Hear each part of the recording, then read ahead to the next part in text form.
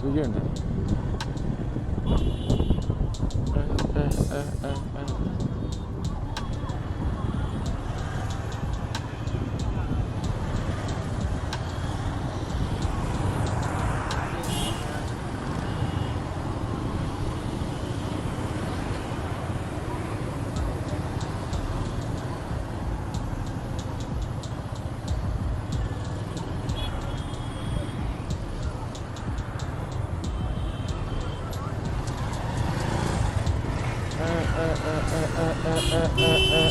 Benz.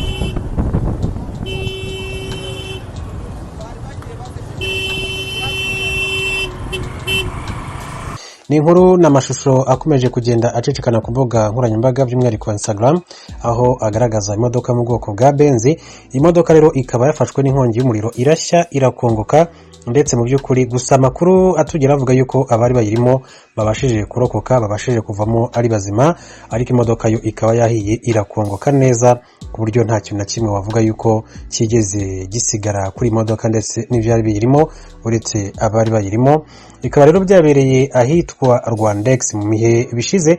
Mwabonye amakuru cyangwa se twagiye tunabageza amakuru agaragaza ko andi mpanuka ikomeye cyane yigeze kuba. N'agace gakunda kubera impanuka nyinshi cyane. Niba umuntu yavuga yuko wenda ari ukwera ikibazo cy'umuhanda cyangwa se uko umuhanda uteye, wenda aribyo bikunze gutuma haba impanuka cyangwa se haba amadayimoni. Mu bihe bishize twagaratse ku nkuru y'umupasiteri wahakoreye impanuka aza kugonga Sofia cyangwa se aza kugonga za kamera za polisi y'u Rwanda, amapine neza ajya hejuru, arangijemo avamo ari muzima. Akaba rero ari agace gakunze kubamo impanuka nyinshi cyane, ndetse hari n'abadatinya kuvuga yuko ngo haba idayimoni ry'umukobwa ngo ryaba ryo rishobora kuba riteza izi mpanuka.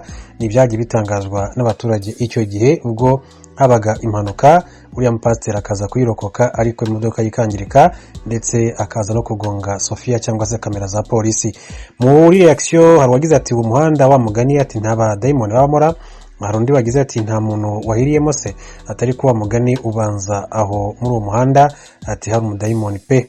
Ni by'abaturage batandukanye bakomeje kugenda bagarukaho nyuma rero y'impanuka yari imaze kuba, cyangwa se nyuma y'inkongi y'umuriro yari imaze gufata iriya modoka igashya igakongoka. Tuve kuri iyi nkuru dukomeze n'andi makuru. RIB ikaba yataye muri yombi umugabo wakubise umugore we agahita atoroka.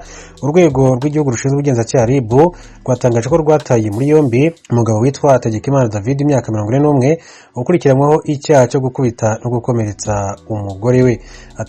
Hategekimana yafashwe ku itariki 25 Mutarama 2022 nyuma y'iminsi ashakishwa n'urwego rw'igihugu rushinzwe ubugenzacyaha. Icyaha cyo gukubita umugore we mu buryo bubabaje bikekwa ko yagikoze ku itariki 22 Ukuboza ahita atoroka ubutabera. Urubuga nkoranyambaga rwa Twitter rwa RIB bagize bati urwego rw'igihugu rushinzwe ubugenzacyaha RIB rurashakisha uwitwa Hategekimana David ukurikiranyweho gukubita no gukomeretsa bikabije umugore we agahita acika. Nivyo bari bagaragaje bashyiraho n'imyirondoro ye. Atarakeka icyaha cyo gukubita no gukomeretsa bikabije umugore we ati witwa Ingabire Alice agahita acika. Ati icyaha cyakorewe mu karere ka Kicukiro, umurenge wa Gahanga, akagari ka Kagasa, umudugudu wa Nyagafunzo, umujyi wa Kigali ku itariki 23 Ukuboza 2021.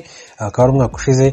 Atuwamubona rero yakwihutira gutanga amakuru yaho aherereye kuri station ya RIB cyangwa se iya polisi imwegereye. Ati wanahamagara kandi ku murongo wa RIB utishyurwa 136 cyangwa se wa polisi 112 nk'uko bari bagiye babigarukaho. Umuturage rero utarashatse ko amazina ye atangazwa utuye mu mudugudu umwe na Hategekimana yatangaje ikinyamakuru cya Kadomo.com ko ubuyobozi bw'inzego z'ibanze bakoze raporo y'imyitwarire Hategekimana David, avuga ko yahohoteraga abantu yitwaje ko aziranye n'abayobozi. Yagize ati si ubwa mbere yarakubise umuntu, tuzi ko mu Rwanda nta muntu uri hejuru y'amategeko, turashima RIB yamufashe. Ati nibura ubutabera bugiye kuboneka. Hategekimana David nyuma yo gufatwa yahise ajyanwa kuri station ya Gahanga anafungiye mu gihe gikorwa dosiye ye ngo ishyikirizwe ubushinjacyaha. Umuvugizi wa RIB Dr Murangira Bitsiri yemereye ikinyamakuru cya Kadomo.com amakuru itabwa muri yombi rya Hategekimana David, asaba abaturarwanda kwirinda ibyaha. Yagize ati RIB iributsa abaturarwanda ko itazihanganira umuntu ukora icyaha nk'iki cyo gukubita no gukomeretsa ku bushake. Tuributsa abantu ko gutoroka ubutabera nabyo ari icyaha gihanwa n'amategeko kwacyo.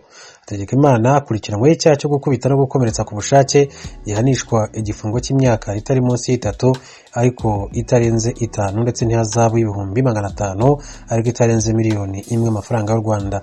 Ni mu gihe uhamijwe n'urukiko icyaha cyo gutoroka kw'imfungwa cyangwa se umugororwa gihanishwa igifungo kitari munsi y'imyaka 3 ariko kitarenze imyaka 5. Perezida w'igihugu ca Uganda Yoweri Museveni yatangaje ko inteko z'igihugu ciwe zibandanya gukorana n'inteko za leta ya Republika ya Demokarasi ya Kongo mu rugamba rwo kurwanya abagwanya ubutegetsi bwiwe bo mu mugwi ADF bakorera ku butaka bwa Kongo gushika bazimanganya. Perezida Museveni yabitangaje mu ijambo ryo guhimbaza imyaka 36 irangiye ashitse ku butegetsi muri Uganda. Ibindi kuri iyi nkuru turabishikirizwa n'umumenyesha makuru wacu Ignatius Bahizi ari muri Uganda. Mu ijambo rye Perezida Museveni yashimangiye ko ibibazo by'umutekano muke mu bihugu bitandukanye bya Afrika kimwe n'ihirikwa ry'ubutegetsi n'igisirikare bitangiye kugaruka ku mugabane wa Afrika ko biterwa n'ubutagira intego imwe mu by'umutekano.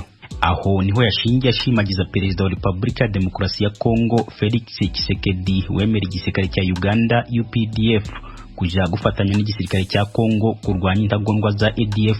We are working together to stop that little problem of ADF. ADF is nothing. Turimo gukorana na leta ya Kongo gukemura ku kabazo gato ka ADF.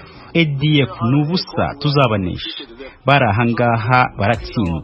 Umutwe RRA wa Joseph Kony wari urahangaha nawo turawunesha. Kwirukira muri Kongo bakica abavandimwe bacu bakagaruka hano rimwe na rimwe bagatera ibisasu, ibyo tuzabihagarika burundu. Reka nshimire Perezida Tshisekedi watwemere kugira ngo tujeyo dufatanye gukemura ako kabazo ka ADF.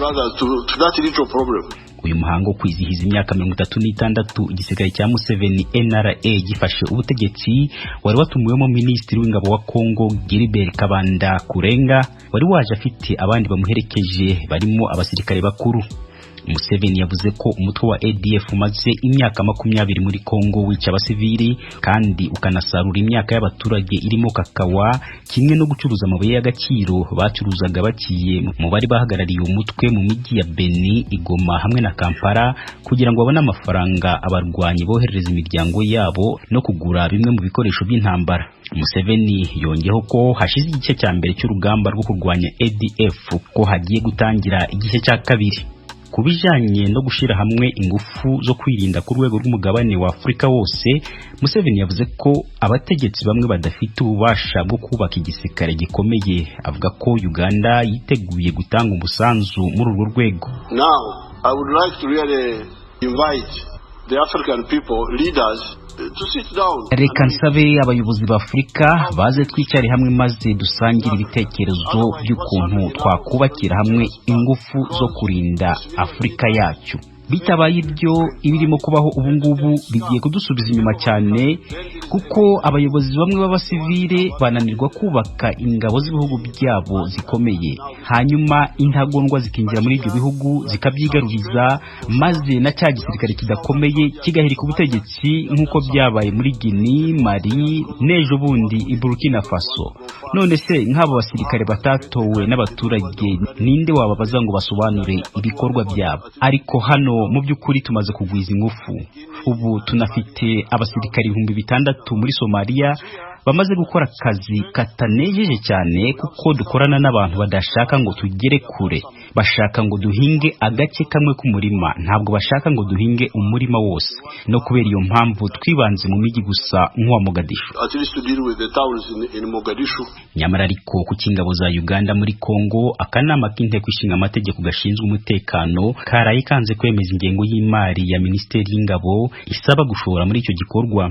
Abadepite baneze leta kujana ingabo z'igihugu hakuriya y'umupaka itabamenyesheje bakemeza ko birangije n'amategeko. Ariko Minisitiri w'Ingabo Jacob Oboth yavuze ko nta tegeko ryishwe ahubwo ko bakurikije ingingo y'itegeko nshinga ivuga ko umukuru w'igihugu ashobora gukora icyo gikorwa akaza kumenyesha inteko ishinga amategeko nyuma. Muri iryo jambo umukuru w'igihugu yagarutse ku myaka 36 amaze ku butegetsi agaragaza ko hari byinshi byahindutse mu iterambere ry'igihugu, ubuyobozi bwiza n'umutekano. Ariko bamwe mu banyagihugu siko babibona. Mwarimu muri kaminuza nkuru ya Makerere Profesa Mwambusya Ndebesa yanditse ku rubuga rwe rwa Twitter agaragaza ko Museveni yageze ku butegetsi igihugu gikennye n'ubu akaba kigikennye. Anavuga ko hakigaragara ibikorwa byo guhonyora uburenganzira bwa kiremwa muntu ndetse mu ntani cyahindutse cyane muri serivisi zitandukanye zirimo n'iz'ubuzima. Avuga ko igisirikare gikomeje gukoresha ingufu mu gufunga abatavuga rumwe n'ubutegetsi nk'uko byahoze Museveni atarafata ubutegetsi. Ignatius Bahizi, Ijwi rya Amerika, Uganda. Mu Rwanda habandanije urubanza muri sentare yungururizwamo imanza ubushikiriza amanza buregamwo Paul Rusesabagina n'abandi bantu 19 areganwa nabo. Asumta Kabo yari Kigali niyo nkuru adufiti. Kuri uyu munsi wa kane wiburanisha ubushinjacyaha nibwo bwongeye gutangirana ijambo bugaragariza urukiko ko abaregwa 12 barimo Nsabimana Karisti uzwi nka Sankara, Nizeyimana Mark, Ndagijima Chrétien na Mukandutiye Angelina bagabanyirijwe ibihano bijya munsi y'igito giteganirijwe icyaha cyakozwe. Ubushinjacyaha buvuga ko kuri Nsabimana Karisti Sankara bagaragaje ko yahamijwe n'urukiko rukuru ibyaha 5 byakozwe mu buryo bw'impurirane mboneza mugambi byakozwe mu mugambo umwe w'iterabwoba. Gasobanuye ko igifungo cy'imyaka 20 yahawe kinyuranyije n'igifungo cy'imyaka 25 cyateganijwe n'itegeko. Ubushinjacyaha busobanura ko Sankara ibyaha yakoze byahanishwaga igifungo cya burundu ariko ko yireza akemera icyaha yagombaga guhabwa